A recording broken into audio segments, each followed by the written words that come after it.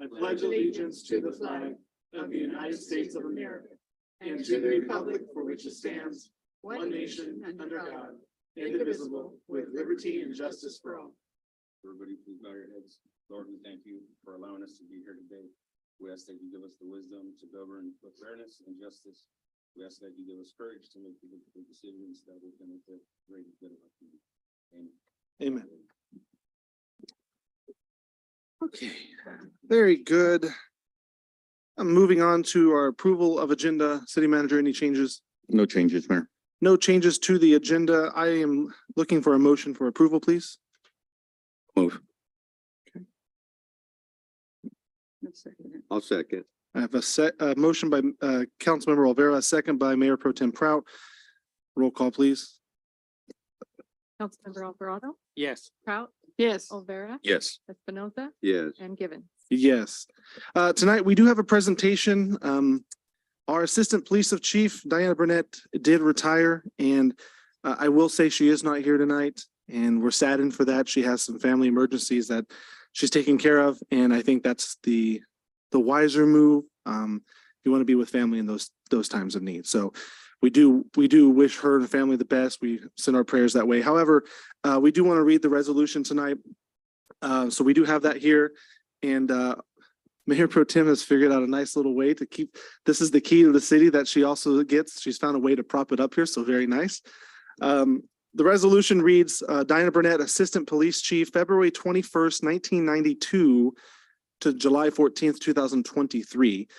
She had 31 years of service. Whereas for the past 31 years, Assistant Chief Diane Burnett has diligently and faithfully served the city of Shafter in the Shafter Police Department. And whereas Assistant Chief Burnett began her law enforcement career with the Kern County Sheriff's Office in the summer of 1990, she was promoted to deputy in 1991. And whereas Assistant Chief Burnett has a post-management level certificate and over 2,800 hours of recognized post-training, she holds 2 certifications from the Robert Presley Institute of Criminal Investigations in Homicide and Domestic Violence Investigations. She is also a graduate of the Sherman Block Leadership Institute Class 142. Whereas Assistant Chief Burnett served a number of various assignments such as a DARE officer, I remember that. I was there. Field training officer, reserve officer, coordinator and trainer and youth council coordinator. And whereas Assistant Chief Burnett worked criminal investigations and supervised all field operations, she also oversaw all criminal investigations as processed and handled by the detective. Along with these responsibilities, she was a liaison coordinator with the county street interdiction team, SIT. She also volunteered and represented the department with the Kern County Domestic Violence Law Enforcement Committee. And in 2005, she received a letter from the Office of Governor Schwarzenegger for her work as the 290 coordinator, which is for sex registrants, and commending her in her dedication to protect the community. Whereas in 2020, Assistant Chief Burnett received the Richard A. Maxwell Regional Award of Merit for Public Safety by the Kern Council of Governments Regional Awards event. Her award covered her 27 years of service with the city of Shafter and the fact that she has been a trailblazer in local law enforcement her entire career. She was Shafter's first female senior officer, sergeant, lieutenant, captain, and assistant chief. And whereas Assistant Chief Burnett is known for her mentoring and training of Shafter Police Department staff from all levels, she has provided guidance, encouragement, and always willing to share her years of experience to develop the future generation of the Shafter Police Department. Whereas the city's elected representatives now properly give well-deserved recognition and appreciation for Diana's personal and professional involvement, resulting in the betterment of the community of Shafter. Now, therefore, let it be known, the city of Shafter does hereby officially recognize and commend Assistant Chief Diana Burnett for her years of public service with the city of Shafter and wish her much happiness as she begins this exciting new chapter in her life. This is passed and adopted today, August 1st, 2023. So I know she's not here, but we are on YouTube, so she can always grab this. So council, if anything you want to say, this is kind of a nice little memorial capsule that she's going to get to have. I'll start down here with you, sir. Yes, I just want to say thank you for your service. Thank you for being faithful to our community and looking out for our community. And I know I worked with her in the community in different areas like the Christmas parade, Cinco de Mayo, and I just want to say, we're going to miss having her there helping us out. And Also, I think we had a car show one time. She was part of helping us out in the car show we had. So and that's gonna be sometimes changes are hard, but I wish her the best in her next journey in life. Just hope that she travels, wish her, her family's safe and fine, and as well with her. And they say these are the golden years, that's what they say. I don't know. They are known. So but no, I do wish her the best. So I think she's always welcome to join Lions. We're always Okay, here we go. okay. Okay. So We got gotta throw the lines out there. I like it. Mr. Espinoza.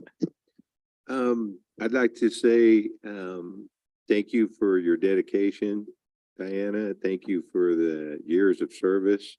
I've always known who you were, but I just got to know you on a personal level these last 3 years.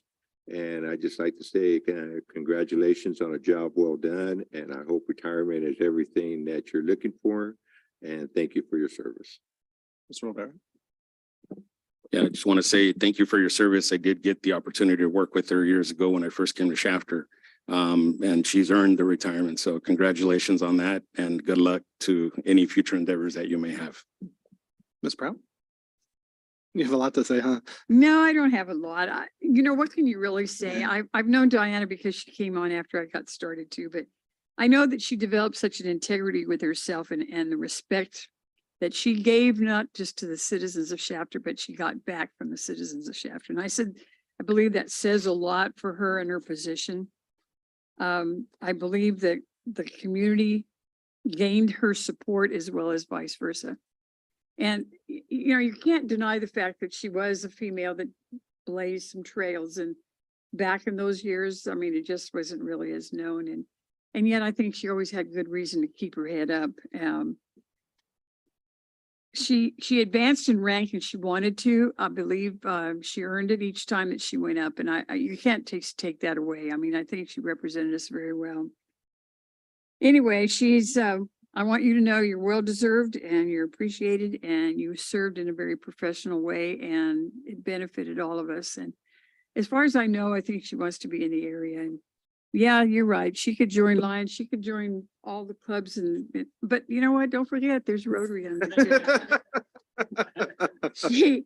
She did receive recognition as regional awards from COG and I know she was very excited about that because she had her family with her and her brother especially meant a lot to her and he got to come. He was pretty proud of her. So all I can say is thank you on behalf of the citizens of Shafter. Congratulations. You made it. Thank you. There's not much else to say. I was in those DARE programs, so I know what those were. And thank God she doesn't remember me as a bad kid. She remembers me halfway decent. She has always stood for integrity. The Bible talks about men of integrity, but I believe she's in that same category. She's someone who was always trustworthy. Her word meant her word, and it was true. And that's not something you come by very often. She's really the epitome of what every officer probably should be looking at and what this country should be looking at. Someone who is true to her word, stands firm in her ground, but she's never been afraid to put herself out in the community. I mean, she lived where she worked. We don't see that very often in this line of work. And she was revered in this community, but she cared deeply. She wasn't just an officer, she was a citizen. She continues to be that. That's a statement all in itself. And so there's really not many words we can say at this point, except congratulations. Go have fun. Go let your dogs catch some squirrels in my yard because I need to get those squirrels out. Stop sending them over to the field because that's not helping me right now. And enjoy your time that you have. But we're going to continue to see your awesome face here at all the events and still being a part of who we are, because you really are who we are. So thank you again for your service. Okay, with that said, we're going to move into public comment time. Public comment time is for anyone wishing to speak on any item on the agenda or within the subject matter jurisdiction of the City Council. And you are invited to speak from the podium and address the City Council. Speakers are limited to 5 minutes unless additional time is needed for translation. Please state your name and address for the record before making your presentation. Public comment time is open. If you have anything to say or want to address, by all means, come to the podium. Okay, that being said, anything online? All right. We will close. Go ahead. No, you're good. You're good. If you come to the podium, please do. Yeah, just come to the podium, state your name and address for the record, please.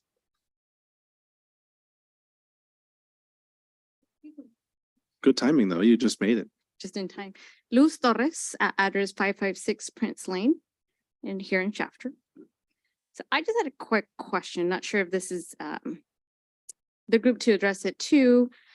So the area I live in is next to a reservoir. Grass is constantly, weeds are constantly, growing. The last time that it was cleaned up, the weeds and the trash was left behind. Not sure if that's something we need to pick up. Since I don't have neighbors on the right side, the front side, there's a new development in front of it. So just so you guys paint a picture, I'm the last house, like on a cul-de-sac. New development in front, nobody's in the front but a street, like a small short street. And then the reservoir, and they did go out and clean it. I did take pictures, put it in the app, send it through the app. They did go and clean it, but they left the trash behind. I mean, trash meaning the weeds, the dry weeds.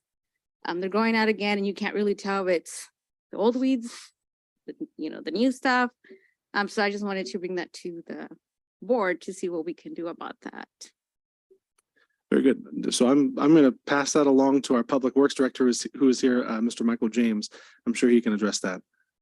Have you talked to anyone from the city, I just submitted it through the app. The pictures I've submitted it through the city? through the Okay. city app the Yeah. last year. They've done a great job in correcting like the fence. They were pulling it down to do quad riding in there. They did go and fix that a few times because I know they keep going in and breaking it, but Mhm. finally, I think you guys did something where they're not going in there. But now the issue is the weeds. It just looks dirty.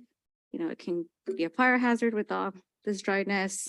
So I just wanted to bring that up because they did go burn them or whatever they did because they made them dry, but they just left them there. The tumbleweeds, they just left them there.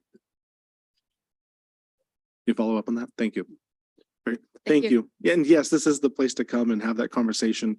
If anytime you send it in the app and you don't feel it's been resolved, you're more than welcome to call the 746-5000. In a situation like that, that's our Public Works team. And it's something they would definitely jump on and work with you on. So thank you. Okay, thank you.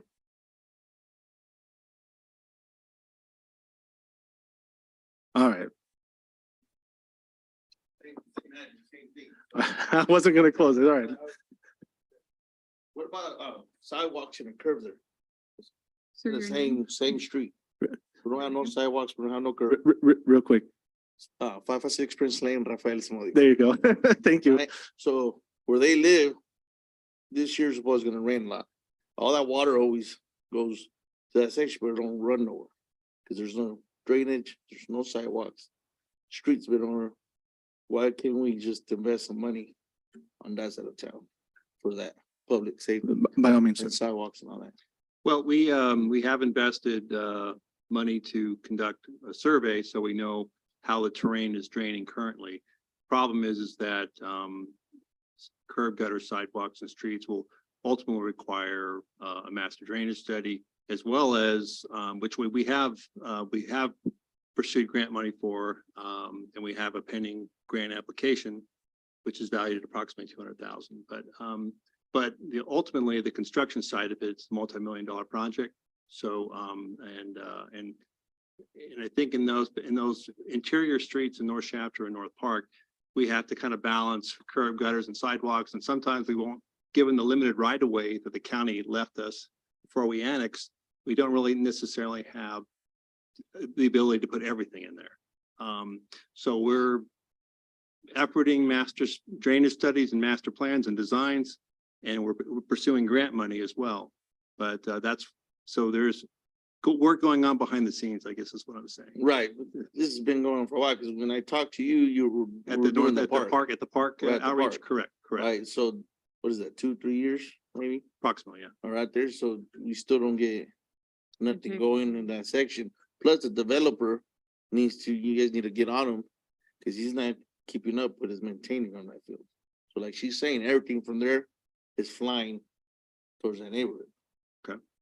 So, I mean, those guys out there pay taxes too, right? Okay, understood. Rafa, if I may, real quick.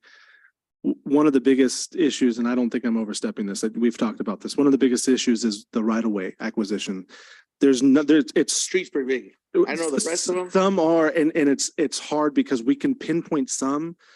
And you're right, some of them we can work with, but not all of them. Right. And so I know it feels like it's taken time, and I don't disagree with you because we would all sit here and say the same thing. But I also know that they're trying to figure out what can they do for some of the smaller streets, because if you do one, it's just going to make things even worse for the smaller streets, and they're going to have even harder flooding because based on the road conditions that are there or what's presented, the crown of that road could easily be higher than some of the doorsteps of someone's home. And it's creating more issues. So they're trying to figure out a way around it. Right, I understand. If you guys are, that's fine, right? But you understand you're making money, putting money all over the city. You'll never see money going into those neighborhoods. Right? So yes, it might take longer and stuff, but you still won't see it. You gotta see, and you gotta make people think that you guys are actually interested in that section of town. Right? You've gotten There is- sewer, you've had sewer and water put in. That's a big deal right there. And You that's guys just a could have big been job. finishing that. You guys were doing construction. You could have kept going and done the sidewalks. You guys could have been. Well, fixing all that stuff. there wasn't funds for that, Right. but. Yeah, but We- we understand what you're saying. It's just that it doesn't happen overnight. Well, I know, like I Yeah. said, talked But to him there- 3 years ago Yeah, and it's still but nothing. you know, he's So- telling you the right too. I mean, it's working. I understand. Yeah, I know, I hear you on that. And I think you're right on that perspective. I do.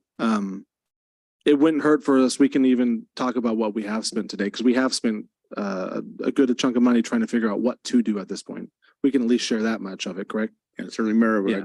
it's public comment, so what we'll do is provide a council under separate report, an Perfect. update on the work that's been done and any additional work that's being done now in terms of trying to secure Yes, some there's funding been a for that. lot of movement. We'll be happy to share that with you as well. We have your contact information. We'll circle back with you, council, and with you. So Yeah, I think that's only fair. Thank you. Thank you. Thank you for the comment too, by the way. All right. Any other questions, comments before I close public comment time? Okay, hearing none, we will move on to council announcements and reports. Mr. Espinoza, I'll start with you tonight. I did the two oaths of office, one on the 10th, oath of office for the Associate Center. Gonzalez. And then the 25th, I attended the oath of office for the extra utility billing. Mr. Olvera, I don't have anything to report. Mr. Alvarado? I was, I couldn't even get my drink of water in. No, I just want to say, I haven't got the chance to go back to look, but thank you very much, Mike, and staff for, helping out the school district by cleaning up that shed that had burned down. I know they have, Arena Day on the 3rd, so tomorrow, in 2 days. Today's the 1st. It should be tomorrow, I believe. Oh, tomorrow? Okay, well, thank you anyways. Thank you for cleaning it up. Also, some of you already know, but we do have that Stuff the Bus, the event on the 5th, on the Saturday, just for you to know what we do with the backpacks. We actually give them all the school supplies that we collect, we give them to Healthy Start. Healthy Start is part of the school district, and in that, organization, they work with the most needy families in the community and also the ones from the school as well. So those Healthy Start is really the ones that are really connected to the ones that really need the help. So that's what we do with all the school supplies that we collect on Saturday. We turn it over to them. So, and then also we'll be there as well on the street fair, which is on the Friday, this Friday the 4th. That's all I have to, that's all. Very good. Ms. Prout? Yes, there wasn't really a lot of activity. We did attend the Gossamer Grove Community Park. They had a ribbon cutting and a grand opening for this new park that's pretty elaborately planted out. Very, very nice. It is a public park, and that was a nice event for us to be at. And then also I did attend the oath of office for the extra help utility billing clerk. But otherwise, other meetings were canceled for summer. The only thing to add, we do have the First Friday event coming up this Friday. We've got a pretty good amount of food vendors and additional vendors coming in. We have a couple entertainment groups coming through, so it'll be a lot of fun. Make sure you spread the word. Get on social media, spread the word. Once again, thank you for the staff who has prepared it so far. I know it's a lot of work. But it was a great event on the last run, and I think we'll have a lot of fun this one. And the weather's going to be nice. I'm excited for that. Mhm. All right. With that said, we're going to move into consent calendar. Tonight, we have 11 items on our consent calendar. I'll briefly go through these. Item number 1 is approving general checks. Number 2 is approving payroll. Number 3, approving minutes. Number 4 is approving a special event permit for the Shafter Missionary Baptist Church Harvest Festival. That'll be at Veterans Park on October 21st. Number 5 is approving the special event permit for St. Teresa's Catholic Church for their St. Teresa Festival, October 1st. Number 6, accept public shade structure improvement completed for Manor Park. Number 7, approve an agreement for the completion of public improvements with Tad William Edwards and Kimberly Joy Edwards for parcel map 12152. Number 8, approve the purchase of 15 Motorola APX 6000s two-way radios from Motorola Solutions for $68,465.99. Number 9, authorize the Assistant IT Manager to approve the second payment of our 3-year small government enterprise agreement referenced on quote Q 467870 for $38,500. That is going for Esri.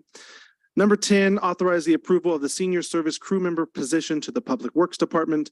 And number 11, ratify a purchase of outdoor park tables in the amount of $15,442.68. Questions, comments, concerns? Otherwise, I'm looking for a motion of approval in a second. I'll move to approve. I'll second. We have a motion by Councilmember Olvera, second by Councilmember Espinoza. Roll call vote, please. Councilmember Alvarado, Yes. Prout, Yes. Olvera, Yes. Espinoza, Yes. and Givens. Yes, we have 2 items on our management report tonight. Item number 1 is awarding the City Hall roof replacement project to Fresno Roofing Incorporated in the amount not to exceed $430,000. Really, Mayor and Council, just a quick introduction. As you know, this is an ongoing project that we started a couple years back. It's no secret that we have a roofing problem here with regards to leaks. And so we've made considerable amount of progress in that. And this evening, our Deputy Public Works Director, Alex Gonzalez, will make a presentation as we get ready to move forward with the construction. Alex? Honorable Mayor, members of the Shafter City Council. As you know, the City Hall roof has deteriorated to the point where it leaks and sometimes floods in certain areas inside the building. So back in January, council authorized the bidding of a project that includes removing the existing roofing tile all the way down to the roof sheeting, replacing roof sheeting that needs to be replaced, and then reinstalling new clay tiles on it, some new underlayment, as well as new asphalt shingles and some new fascia board.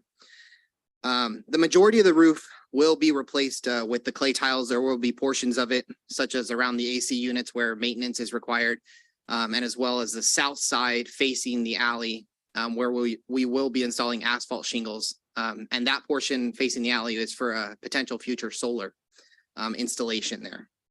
So we went through formal bidding procedures and we received 4 bids. The apparent low bidder at the time of bid opening was MSH Development Group Incorporated. However, it was later determined upon reviewing their bid that they failed to include the final updated bid form provided. And as such, this resulted in their bid being deemed non-responsive. Staff consulted with the city attorney's office and they concurred with the decision to reject the bid on the basis of being non-responsive. So the lowest responsible bid was submitted by Fresno Roofing Incorporated in an amount of $346,941.63. So Fresno Roofing Incorporated has not completed any projects for the city of Shafter, but they have approximately 7 years of experience in roofing and they have completed numerous projects for public agencies. So staff did place the order for the tile already. We did that back at the beginning of June to ensure that the lead times of the clay tile didn't affect our ability to complete the project prior to the rainy season. And we did recently receive that material, so that's already stored in our city yard and ready to go. Currently, the capital improvement project for City Hall improvements has $250,000 budgeted. In order to cover the contract costs plus contingencies and additional expenses such as the tile purchase, Staff is recommending a budget of $430,000. So this is going to require an additional $180,000 from the general fund reserves to be added to the existing budget. The next steps, if authorized to award tonight, would be to issue a formal contract and award to Fresno Roofing Incorporated and commence with the replacement of the roof as soon as possible.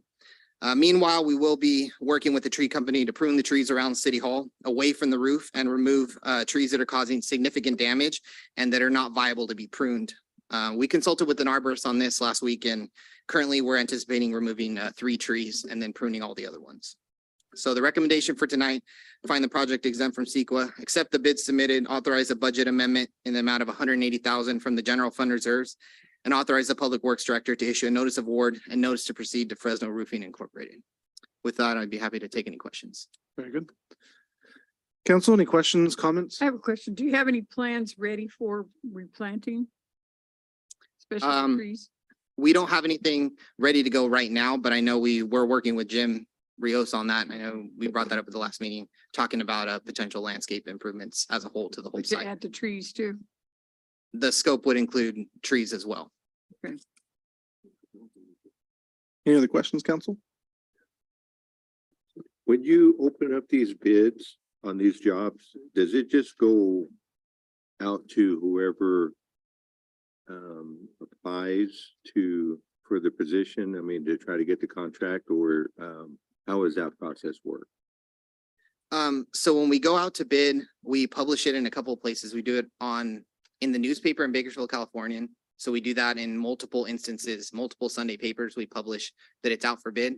We also publish it on our online bid platform, which allows us to connect with a bunch of various organizations throughout the state. You know, people that are submitted to it that want to bid on it. It goes straight to them. I know some of the other ones that connect on that are like the Kern County Builders Exchange and people like that. They're subscribed to those online bidding platforms, so they get notified anytime one of our bids goes on. And I know that they connect with bidders that way. And then we're just kind of at the mercy of whoever applies. Yep. And then we're at the mercy of, whoever is interested in Okay. submitting a bid. Okay, thank you.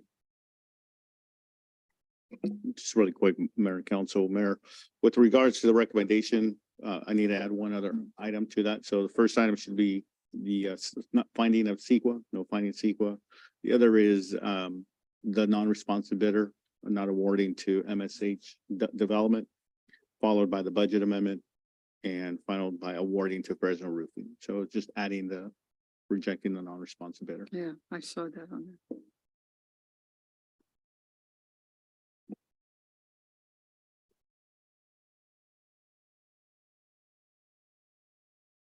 Thank you. Any other questions, council? With no other questions, I'm looking for a motion for approval. Also noting that we will need to reject the non-responsive bidder on that bidder list, please. I move so. I have a motion by Mayor Pro Tem Prout and a second by Councilmember Alvarado. Roll call vote, please. Councilmember Alvarado, Yes. Prout, Yes, Olvera, Yes. Espinoza, Yes. and Gibbon. Yes. And Mayor, just if I may, for the record, the non-responsive bidder was MSHW Development Group. Thank you. Okay. Moving on to item number 2, which is approve the proposed pedestrian safety improvements at the intersection of West Tulare Avenue and Santa Maria Way. City Manager. Sorry, Mayor and Council, brief introduction on this. As you know, we've been looking at different areas, troubled areas, hotspots, if you will, that involve traffic and pedestrian issues. And this is the first one that we're bringing to you. And so with that, our Public Works Director will make the presentation. Mike? Yes, Honorable Mayor, members of the Shafter City Council, for the past few months, Public Works has been looking into safety concerns reported for West Tulare between Poplar and Highway 43. And we've been focusing on developing a plan for safety improvements based on our findings. So we performed an internal study in which we documented the current conditions, and we reviewed accident data provided by the police department. And the council later authorized staff to have a traffic engineering consultant provide additional input, which we have received and included with the staff report. The main focus of the traffic studies is the prospect for a four-way stop, particularly at the intersection of Santa Maria Way. The main concern amongst residents living there reportedly is speeding and reckless driving. And while a speed survey conducted by the city this summer does confirm that motorists are routinely exceeding the posted speed limit of 25 miles per hour. In fact, the prevailing speed was probably closer to 43, 45 miles an hour. The state manual on uniform traffic control devices, or MUTCD, which is really the guidance document for designing and constructing controlled intersections, explicitly states that stop signs should not be used for speed control. The typical factors that can justify stop signs include accident data, traffic volumes, traffic patterns, and line of sight issues. But to date, these factors are not apparent in the case of this intersection. So in fairness, the traffic count data that we have available is over 10 years old. So additional time could be taken to conduct new counts, but staff understands that there's a sense of urgency to figure something out to enhance safety along this corridor. So at this time, the recommended action is to focus on alternatives to stopping West Tulare traffic. You know, I should point out West Tulare is classified as a collector street, which is really meant to have, move traffic with minimal stop signs. The specific alternatives that we have in mind consist of additional road striping and signage. I think there's a rendering of a bulb out. We haven't applied those, but the consultant provided a rendering of how that might work at that intersection. The primary benefit for roadway striping additions and roadway signage additions would be for the beneficiaries. The primary beneficiaries would be the pedestrians trying to use the crosswalk to get across to Tulare. But the additional striping and signage would at least make drivers more aware of the crosswalk, and would also serve as a means in which to calm traffic, which hopefully will lead to people slowing down somewhat. So I should point out that the MUTCD doesn't always have to be followed, but it is a reliable and time-tested resource for officials that are trying to manage public roadways. So, you know, as previously stated, staff can collect additional traffic data and perform additional intersection studies that could ultimately warrant a four-way stop. The recommended action isn't meant to suggest that stop signs may not be needed down the road. But for now, the alternatives that staff has in mind should calm traffic and should enhance pedestrian safety. So that concludes the summary of the staff report, and I'd be happy to respond to questions. Very good. Questions, comments, concerns, council? Yes, thank you, Mike, for your report. And thank you very much for taking the time and doing the survey and doing your work on this. The concern came about because of the speeders coming from either from Highway 43 and going towards Popular. There's eight streets from 43 to Popular that there's not any stop sign or anything to stop traffic. As you see, it tapers, gets wider. If you're going west, it gets wider, just close to Santa Maria. Or if you're on Tulare going east, it gets down to a bottlenecks. And then when I'm going east on Tulare, a bottlenecks into an area that has apartments and there's a church, a community church. And the concern was there's a lot of the speeders, right? I know we're not really fond of the fact of using speed bumps. So the idea was about doing a four-way stop. There's already a two-way existing, just making that a four-way stop. At least that's somewhat to say the halfway point, at least to stop them there and they could continue. At least gives them there's a stopping point. Nothing to take away from the street improvements that we're requesting, which is anything to do to make the street better. It's always a plus. I'm not denying the street improvement. From Popular to 43, there's only two speed signs that says 25, and one of them is at Riker, coming in, going from Tulare. From Popular going east. There's one by Ryan. And the other one is right where the bottleneck area occurs. that says 25. There's only two.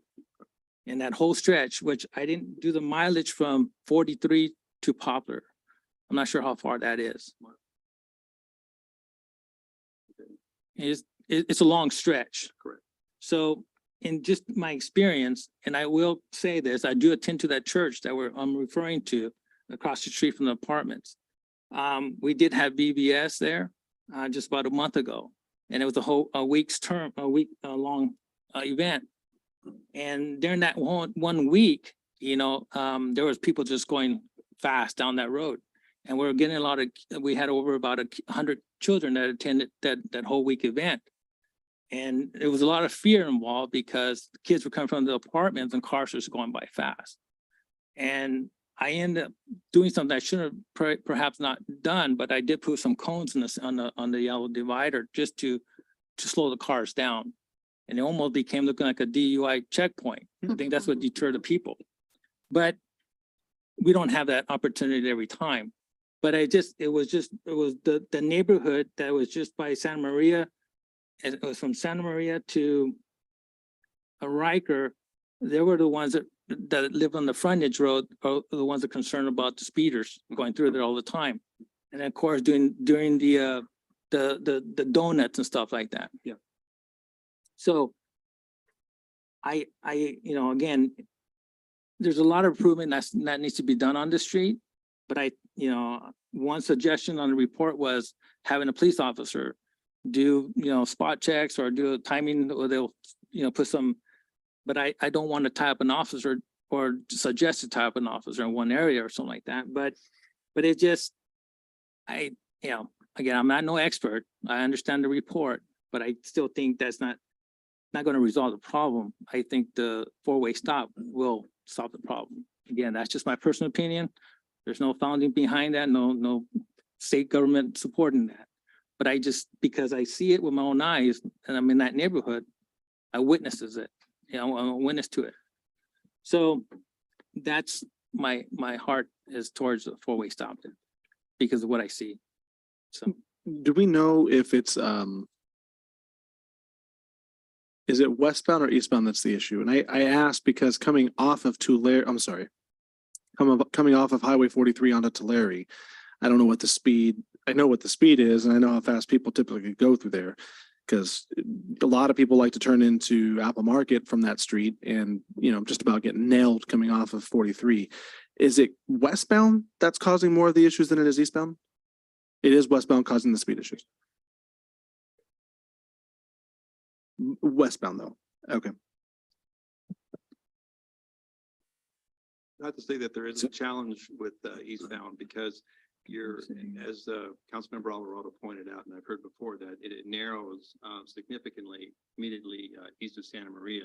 So that's problematic if, people are used to a nice wide open street and then it narrows, and sometimes you lack, I'm thinking one stretch, you lack curb and gutter and sidewalk and you have utility poles, things like that. So you've got different development standards that you're kind of progressing through. And so stop signs could certainly assist with that potentially, but our alternative would be to, as you're heading eastbound, would be to delineate traffic closer to the center of the road. So, there's a calming mechanism with that, and it puts them on a better path to kind of adjust to that transition when it becomes a narrower street. So that was it was going to be our initial recommendation, was to create a delineation for eastbound as well. I hear you on the concern. I would venture to say that if that were even getting put in, I think the current concern would still exist. And that's another concern. We're just gonna use the word concern today. Because you're still gonna have a high volume of traffic coming off 43 onto Tulare. You're still gonna have a high speed. You're gonna create a stop sign situation there. Is that gonna create a false sense of security for people who are going north and south coming through, what is that, Santa Maria? Is there a way to calm that speed down as they come off of 43 going through that area? well, just looking at more because I was looking at it more. I mean, again, I'd just be a long stretch and I didn't want to push the luck, right? Push the bar here, but starting point, with the starter would be doing the Santa Maria as a starter. The secondary part would be on North Wall Street. That's right behind Apple Market. As they come out of 43 and make the hard right turn, and they slow down there at North Wall, which it should be behind Apple Market. So that stops them right there, because then that's where that's where the narrow part, that's where it narrows down to. And then you got another one over there on Santa Maria. Those will be your checkpoints, right?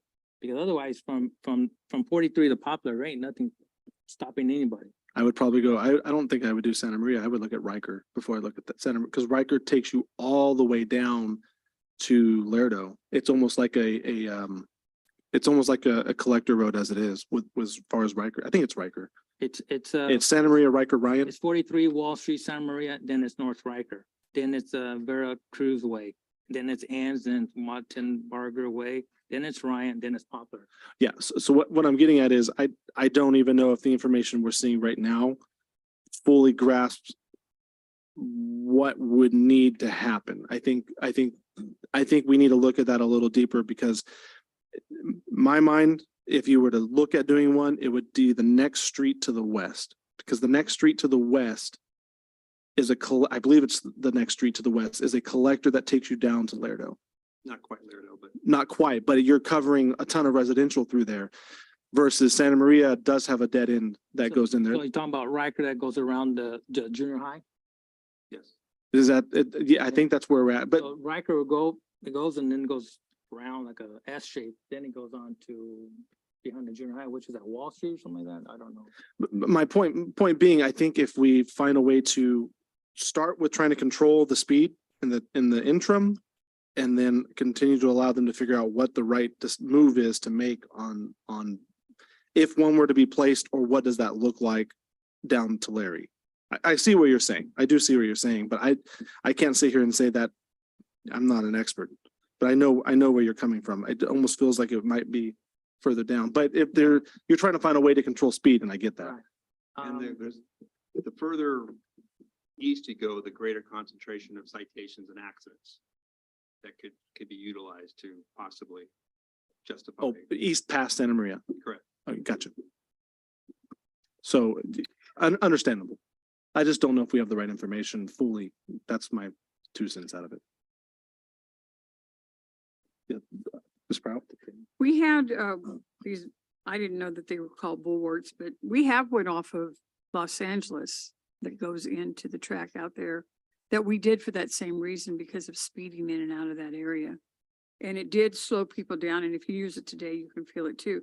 Now, I know we went ahead and did this study, and yet we want to go against the study, and that sort of confuses me, or wonder if it's even feasible.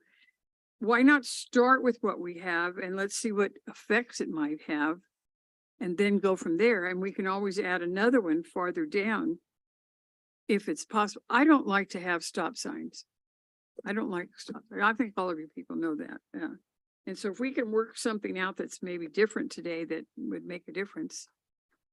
I believe the study by the consultant was really just, the recommendation was to follow up on these additional items that are typically used to justify stop signs, and staff did. And I said, as I mentioned, we had some traffic count Mhm. data that was a little on the older side, but we did follow up on the accident data. We did assess line of sight issues or anything that might be that the guidance typically lays out for public works officials to consider. So, and we just didn't have anything within that criteria that was working for us to warrant a stop sign recommendation.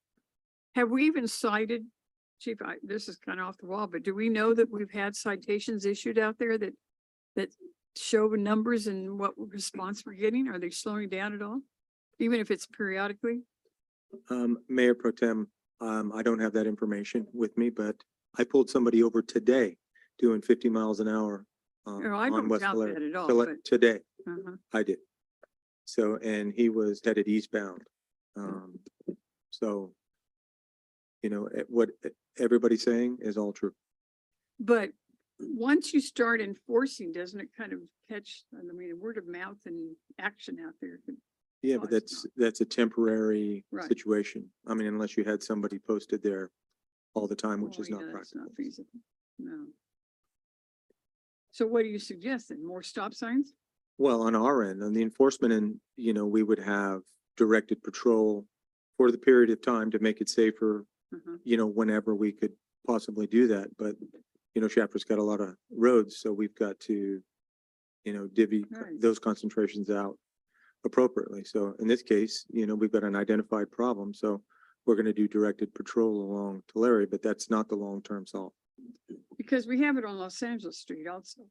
That goes beyond Grimway or Rose School. Hmm. That speed out there too. Now, there maybe aren't as many neighbors there because you do turn in. Off of Los Angeles, but so I don't know. Tulare is very unique because it has a bottleneck. Yes, part. it does. And then when it It's bottlenecks, different. you get into a very congested area when it's bottlenecked. Mhm. And you got a car going 40 miles an hour. Even when I had the cones out there, they were still going by fast. Mr. Martinez? I think Councilmember Prout brought up a really good point that triggered a reminder for me, for you, and just that's to kind of give you a quick primer on California infrastructure liability law. And one of the reasons why Mike is going to the extent that he is in trying to get Mhm. the engineering studies done beforehand. And that is that anytime a city in California is doing any sort of public infrastructure, whether it's stop signs or streetlights or walls or sidewalks or whatever it is, there are provisions under California law that make the city immune from liability, meaning you can't lose a case if that design is based on accepted engineering standards and if it's approved by the legislative body. Those two things, that's it. If those two things happen, somebody who sues you based on an accident that happens will lose that case every single time. If those two things don't happen, then there's always the possibility that you will be found liable for some aspect of it. Either you didn't approve it or it was not based on accepted engineering standards. And based on the criteria at hand, it's, Well, at this point, that's Yeah. why Mike is suggesting the recommendation from the consultant is that we Correct. conduct additional Mhm. review, additional study to make sure that they can determine whatever the solution is here, that it's based on acceptable engineering standards. In this case, they're talking about the California manual as well. And so whatever it is that is the ultimate solution here, you want to make sure that we try to follow that path because there is a great benefit to having that immunity. that makes sense to me. So I'm looking at the recommendation, council, and the recommendation is just to authorize the installation of pedestrian safety improvements, but nothing in addition to additional study, correct? We wouldn't necessarily need direction. We have the budget capacity to conduct these studies. But if you want to add that direction, we could definitely, that'll obligate us at least to follow up and report back to you. I have a question. Who decides? I know that they have people crossing kids with the stop sign on that. Who does that? I mean, is that a decision that the school makes or is that their personnel? Yes. That's their personnel doing it. So they decide where the heavy traffic is and then they put somebody there. Yeah, and believe, I'm talking to Richland, that particular cross section in Santa Maria is not staffed. I have a question as well. As far as traffic collisions, just for the purpose of the meeting and the public, how many have been reported at that intersection? 2, I believe, and one that wasn't even a collision. It was, I think it's in here. really, there was a DUI, and I believe there was just one driver that overcorrected or maybe took misjudged the left turn and was there was a T-bone intersection. T-bone collision. Thank you. In that general area. Okay, So just for clarification, it's just the problem is the speeders, right? And we know the road is I say the eccentric in a sense, right? So the first step is trying to follow the law and not to put the city in liability. That's good. I get that. So we're gonna do these street improvements. There's actually, we could do more. We could put those flashers, maybe 25 miles or something like that. Maybe that could be a plus. It's a long stretch, from Poplar all the way down to 43. Put those ones, crosswalks, I don't know, just light it up or something. And maybe that will help a lot. But my only problem I have in my head is how we're gonna track the next step. We don't have anything physically, there's no car accidents, we understand that, thank God there's no, it's not a major intersection where there's a lot of car accidents, it's just a two-way street basically. With a lot of speeders. I just don't know how we're gonna capture that component to come back and say, look, we gotta do a four-way stop. Otherwise, we're gonna come back to the same scenario. But we're still gonna have a lot of speeders. So how do we fix the speeder problem? That's the ultimate goal here. I get the street improvements, I like it, it's good, it's great. But how do we get the speeders? And when we come back and revisit this, we're gonna be at the same spot. That's all I have. I want to add to, make a comment, Mr. James, I know you made a comment earlier about looking further west at the data. I know the data is outdated, but looking further west for like traffic collisions and where either it's Ryan or Riker, and see if that's an option based on what's the activity that's gone on there. And that may be something that we could start off with and then potentially work towards, the solution for the four-way stop at Santa Maria. If Santa Maria doesn't need it, but maybe Riker does, or maybe Ryan does, or, that type of thing.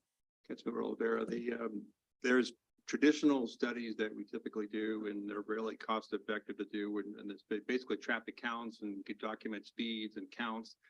But we just recently had discussions with vendors that I could actually do in-depth traffic studies where they position cameras for a multi-day period, and they can document the traffic movements and not only the collisions, but the near collisions. And then that could be used as the basis for being more proactive, being, for example, with four-way stops or measures beyond what we're talking about today. And I understand that some of those cost studies range between $7,500 and $15,000, depending upon the complexity of the intersection. But the technology is pretty accessible, and we've actually applied for a federal grant to conduct multiple studies like this throughout the city. And then if not now, maybe through that grant, we could put an emphasis on West Tulare. Thank you. I have a question. Are we talking about speeding vehicles and accidents, or are we talking about speeding vehicles and pedestrians crossing the street? Well, pedestrians already crossed the street, so we're talking about what we can do to calm traffic within the guidance that's been given to us. And right now, four-way stops is not meant for traffic or for speed control. So what we can do is we can delineate traffic and that'll hopefully lead to traffic calming. But that's the main concern of speeding. I think we've all heard that, and we all agree on that. But the mitigation or the measures Public Works is proposing based on what we have in front of us right now, as far as data and our own observations at the intersection, there would be to try some of these techniques where you again delineate traffic and encourage traffic calming.